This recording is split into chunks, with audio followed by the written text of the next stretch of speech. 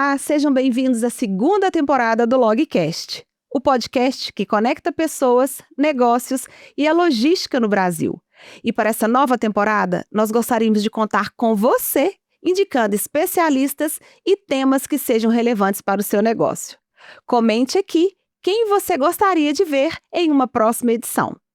E para o episódio de hoje, nós vamos falar de um tema essencial nas organizações: o combate ao assédio e o papel do compliance e da governança na construção de ambientes seguros e respeitosos.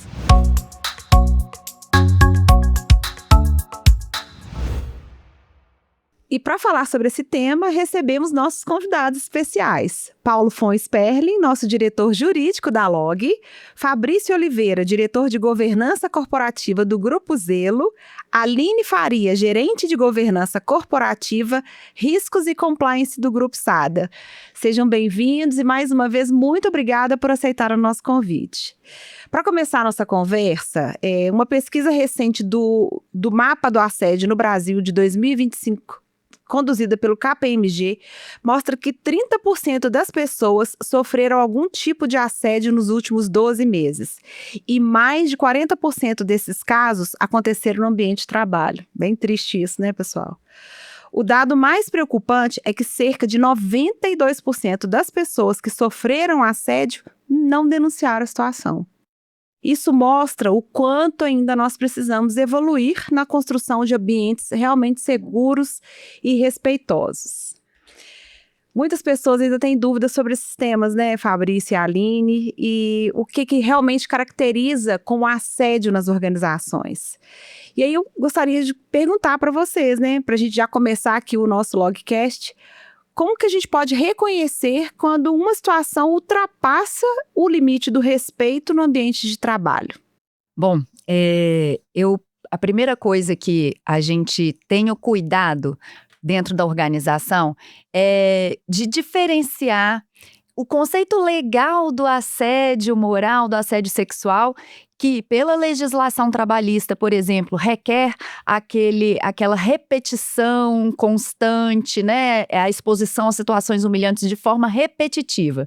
Então, ok, a gente sabe que esse é o reflexo legal, mas dentro do ambiente de trabalho a gente fala que a tolerância tem que ser zero. Então, não vale nenhum ato, nenhum xingamento numa reunião, nenhuma exposição de uma pessoa que vai gerar aquela situação, né, difícil dentro do ambiente. Então, a gente fala, olha, ok que a lei tem esse padrão, mas dentro do ambiente de trabalho a nossa régua aqui é mais alta. Então, não vale essas brincadeirinhas, não vale a piadinha achando que está sendo engraçado e, na verdade, você pode estar ali cometendo um assédio. É claro que as consequências são diferentes, mas eu acho que ao subir a régua, a gente impõe um padrão de comportamento que a gente espera ali, que vai, no fundo, refletir o respeito que é necessário dentro das organizações. E, Aline, você trouxe alguns pontos que realmente refletem ali no dia a dia e às vezes acaba se tornando comum, infelizmente, né? Passa despercebido.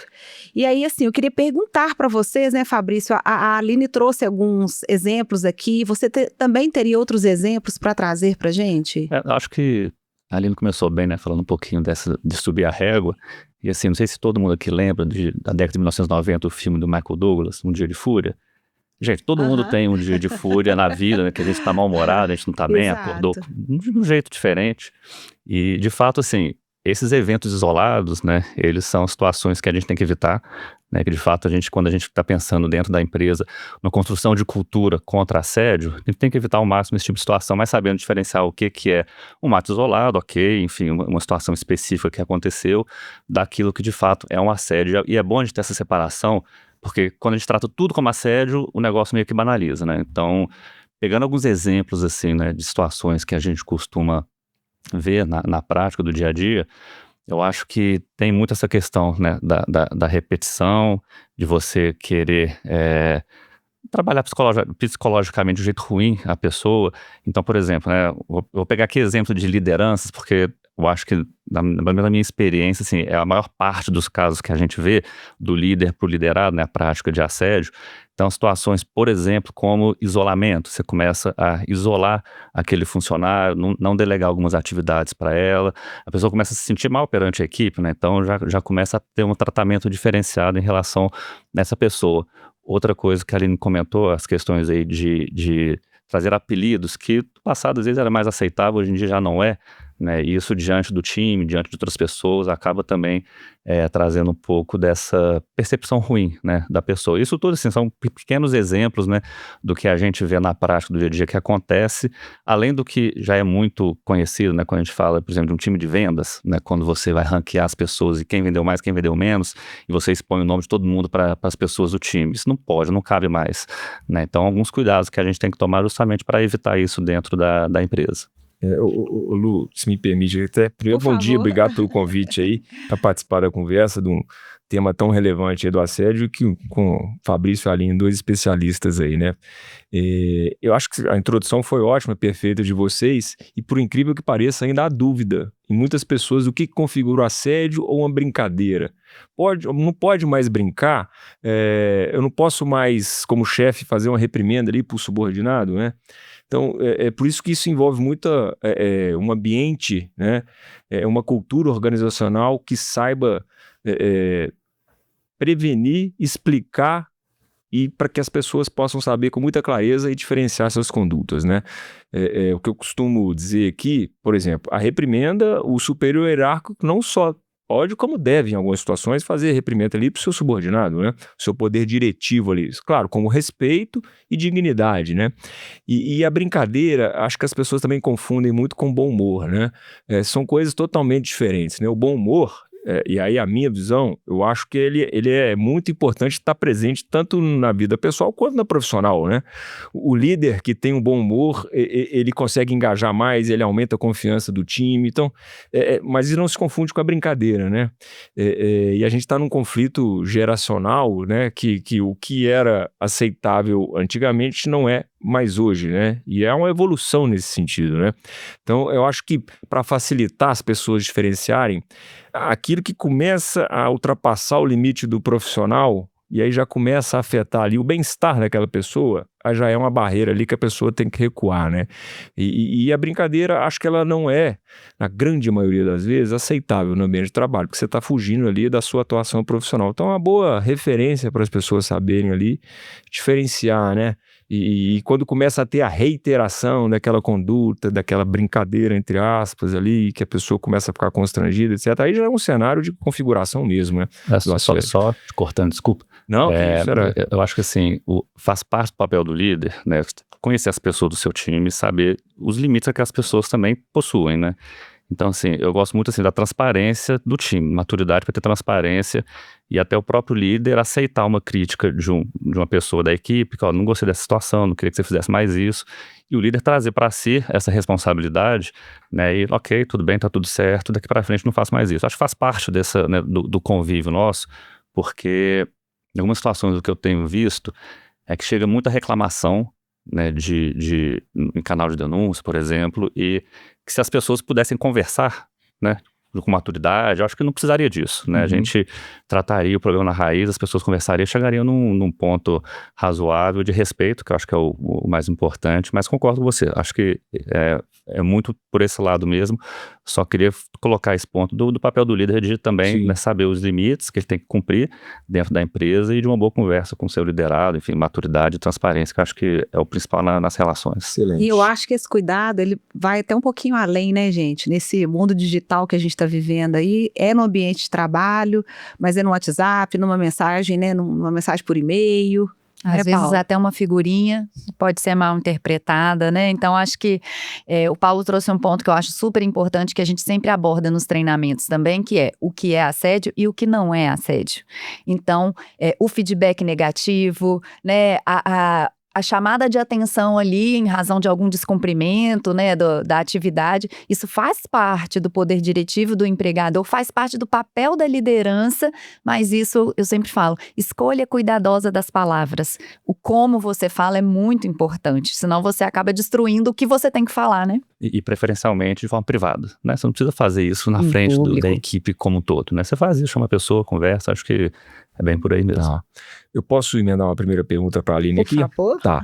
Aline, já que a gente está abordando o tema aqui da prevenção, eu acho que o papel da liderança ele é muito importante nesse sentido. Eu queria começar justamente por aí, né?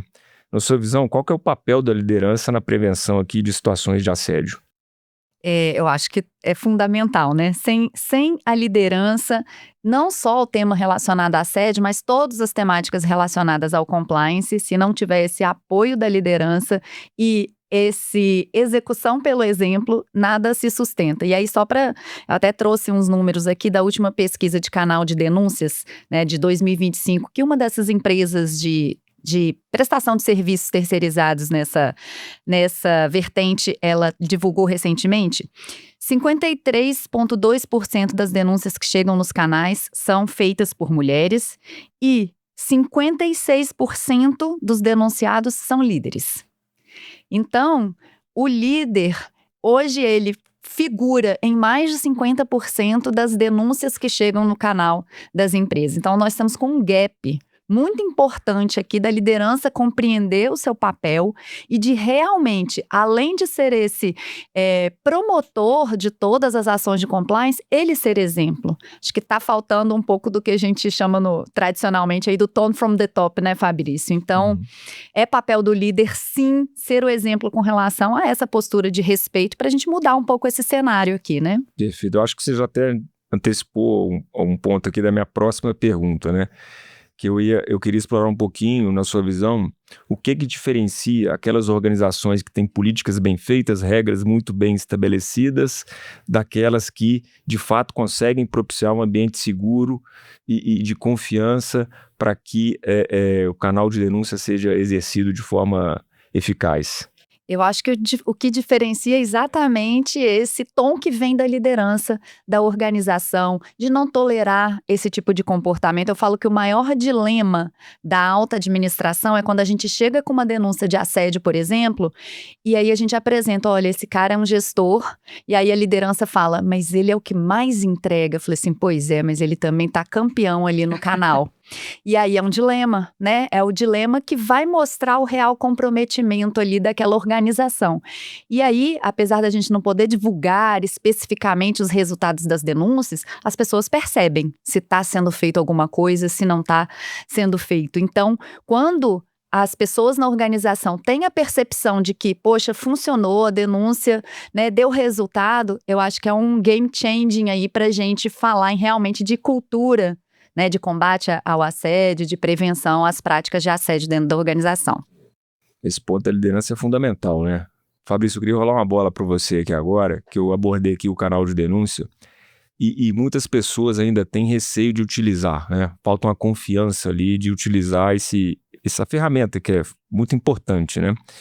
E mesmo quando essas ferramentas existem nos canais de denúncia, por que isso acontece ainda? As pessoas ainda têm esse receio e falta um pouco de confiança ali, presenciam a situação, mas ainda não tem um conforto de utilizar. É interessante porque normalmente esses canais permitem que a pessoa faça denúncia anônima e ainda assim ela se sente muitas vezes não confortável em levar uma denúncia, né, para o compliance, enfim, para a empresa, e o que é ruim, porque na prática também não dá a oportunidade para a empresa tratar aquele caso, né? Então a situação pode se perpetuar e até se alastrar, mas eu acho que é um pouco do que você falou na pergunta anterior para a Aline, que a gente fala mais sobre cultura, né? A diferença do que você tem escrito ali, que você pode escrever o que você quiser, daquela vivência do dia a dia que a empresa de fato está engajada em trazer um ambiente seguro para esse tipo de situação. Então, quando você tem uma denúncia e a apuração é feita, caracterizada como procedente, e isso de fato leva a uma consequência,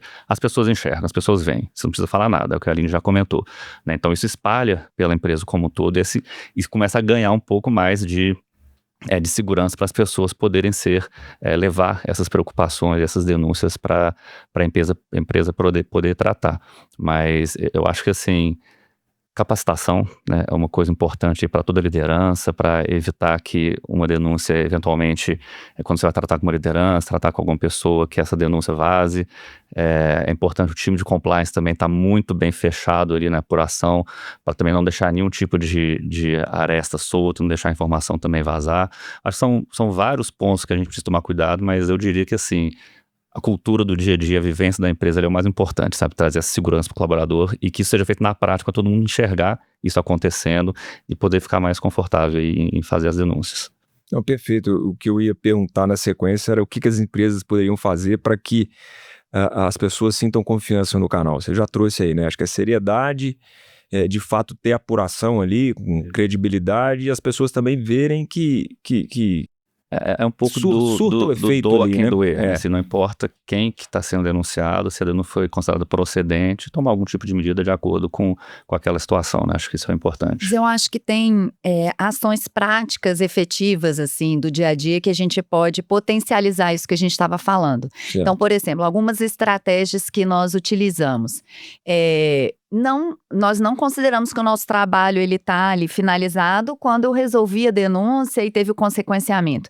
A gente está buscando uma parceria com o RH, por exemplo, de pegar todos esses indicadores de denúncias de assédio, de discriminação, por localidade, se a liderança é operacional ou se é corporativa, para que o RH possa ter uma atuação, porque é muito papel dele, né, enquanto a área ali responsável pelas pessoas, de atuar preventivamente na formação, na capacitação dessas pessoas e não ficar só com o compliance. Da mesma forma ali, quando a gente identifica uma pessoa que está sendo vítima e que está precisando de uma assistência, a gente tem o apoio da assistência social da empresa, a gente encaminha.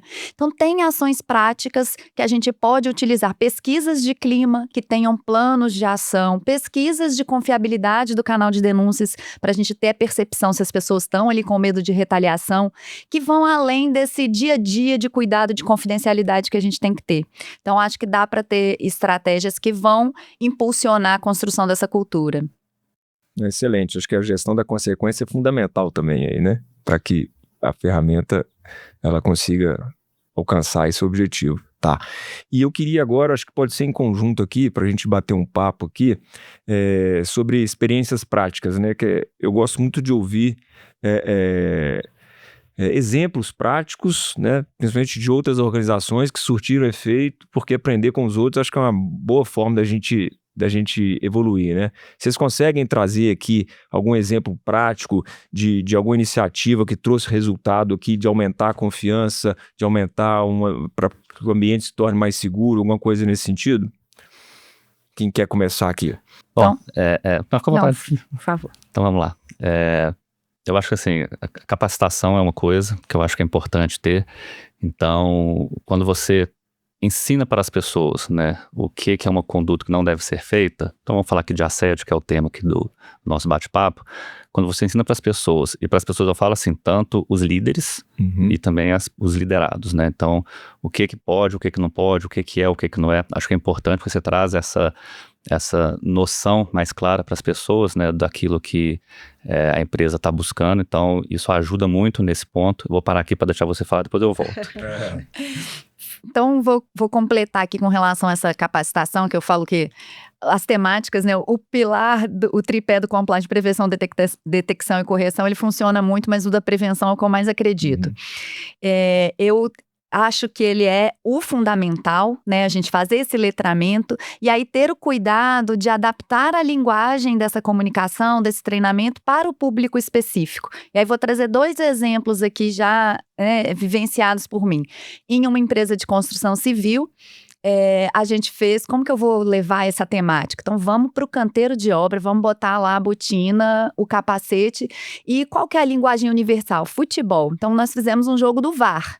Né? Então, dava cartãozinho vermelho, verde e amarelo para eles, para as pessoas ali na hora do refeitório, jogava situações. A mulher tá passando na rua, não só a empregada, mas tá uma pessoa passando na rua. Pode o assovio, aquele elogio mais ostensivo? E aí eles levantavam os cartõezinhos e quando dava dúvida, peraí, gente, que a gente vai ter que chamar o VAR. Então, uma linguagem assim que eles compreendam. E na SAD agora, nós pegamos o código de conduta, que, né, é um documento mais, assim, robusto, e transformamos numa cartilha, e aí o nosso público, né, maior é motorista, então com a linguagem toda de estrada. Então, freio no assédio, e aí trazendo situações muito do dia a dia que eles vivenciam, e não do escritório. porque não conecta. Então, acho que o treinamento adaptado ali à linguagem e ao público é Isso é importante. interessante porque acho que no final do dia você está falando de comunicação aqui, né? O ambiente de escritório corporativo do canteiro de obra é totalmente diferente da realidade, né?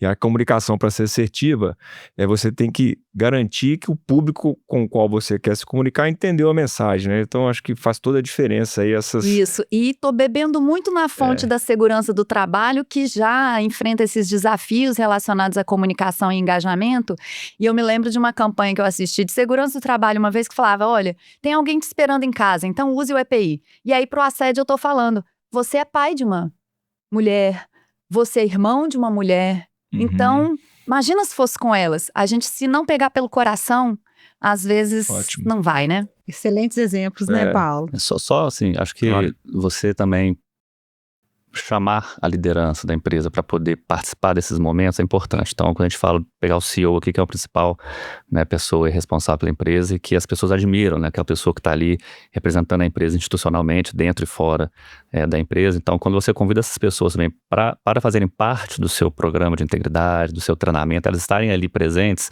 passa uma mensagem muito boa também, né? Então, é importante que a gente consiga esse engajamento dessa liderança principal, que de fato, assim, sempre, pelo menos as minhas experiências, foram super engajados, participativos. Eu acho que ajuda, né, a trazer essa questão, assim, de, olha, a coisa que é séria, mas mais do que isso, são os exemplos que a gente falou do tom que vem do topo, né, e no dia a dia a prática acontecendo aí de forma mais efetiva. Pessoal, super importante esse tema. Queria agradecer demais vocês. Acho que a gente ficaria aqui o dia inteiro hoje, né, Paulo? Tem muita coisa, muitos exemplos práticos. E isso é super importante realmente, né? E as organizações cada vez mais se preocupem com isso, as lideranças. E eu entendo que isso é uma responsabilidade de todos nós. Paulo, muito obrigada. Aline, Fabrício. Eu que agradeço. Um prazer estar aqui e sucesso para o podcast. Muito bacana. Também queria agradecer a oportunidade, sempre bom, ainda mais dividindo aqui com dois especialistas, né, na temática. Eu acho que todos os momentos que a gente tem para falar sobre esse tema, eles são super valiosos, porque é só com isso, com esse engajamento, que a gente vai mudar uma cultura, não só nas organizações, mas na sociedade de uma forma geral, com relação a assédio, discriminação e violência de uma forma geral, né? Ótimo. Não, obrigado, Lu, de novo pelo convite. Obrigado aos convidados especiais de fora aí. E foi um prazer, a gente está à disposição para continuar trocando aqui sobre um tema que é muito importante aí. E quem quiser continuar esse assunto com vocês, por favor, deixa aqui o LinkedIn de vocês. Fabrício Oliveira, Grupo Zelo, fácil de achar lá. Aline Faria Santos Rabelo de Azevedo, vai ser difícil achar outro com um nome grande desse. Grupo Sada, tô lá à disposição e adoro essas trocas, gente. Ótimo. Meu Paulo Sperling, S-P-E-R-L-I-N-G, tá? Da Log. E para você que acabou de nos ouvir, não se esqueça de nos seguir nas redes sociais oficiais da Log. Curta, comente e compartilhe. Até o próximo episódio do Logcast, conectando pessoas, negócios e a logística no Brasil.